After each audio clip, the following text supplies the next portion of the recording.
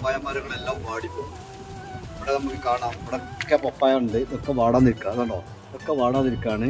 അതിനകത്തെല്ലാം ഉണ്ട്, എല്ലാം വാടാൻ നിൽക്കുക. അപ്പോൾ ഇത് നമ്മളൊരു പരീക്ഷണം എന്നതിലേക്ക് പരീക്ഷണം നടത്തുകയാണ്. അതോടൊപ്പം അതിന് ഇല നമുക്ക് ചാണകം ഉണ്ടാക്കാൻ വേണ്ടിയിട്ട് ഉപയോഗപ്പെടുത്താൻ സാധിക്കും.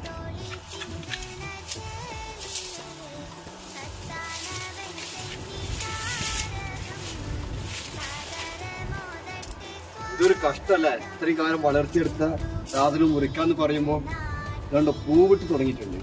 ഇവിടെയൊക്കെ പൂവ് വന്ന് തുടങ്ങി, കായുണ്ടാവാനുള്ള ഒരുക്കങ്ങൾ ഒരുങ്ങിയിരിക്കാം. പക്ഷേ അടുത്ത മാസം കരിഞ്ഞു പോകും. അപ്പോൾ അതിൻ്റെ ഇല നമുക്ക് പച്ചച്ചാണം ഉണ്ടാക്കാൻ വേണ്ടിയിട്ട് നമ്മൾ എടുക്കണം. ശരിക്കും ചാണത്തിൻ്റെ സ്മെല്ലും ഉണ്ടാവും, അതിലടങ്ങിയിരിക്കുന്ന എല്ലാ ന്യൂട്രിയൻസും അതിലുണ്ടാവുകയും ചെയ്യും. അപ്പോൾ അതുകൊണ്ട് നമ്മൾക്ക് ഇത് നഷ്ടമില്ല. അല്ലെങ്കിൽ ഇത് കരിഞ്ഞിട്ട് ഒരു കരിയിലായിട്ട് മാറുകയുള്ളൂ. 4 ഭാഗമായിട്ട് പിളർത്താണ്. എന്നിട്ട് അതിൽ നിന്ന് കമ്പ് 4 ഭാഗത്തേക്ക് ഉണ്ടാവാനുള്ളൊരു സാഹചര്യം ഉണ്ടാക്കി കൊടുക്കുക. ഉണ്ടാവോ ഇല്ലയോ നോക്കാം. പിന്നെ ഇത്രയും നീളത്തിൽ ഉണ്ടാവുമ്പോൾ പെട്ടെന്ന് വാടിപ്പോകും. കുറ്റി മാത്രമാകുമ്പോൾ വാടാതെ നിൽക്കാൻ സാധ്യതയുണ്ട്. ഒരു പരീക്ഷണം.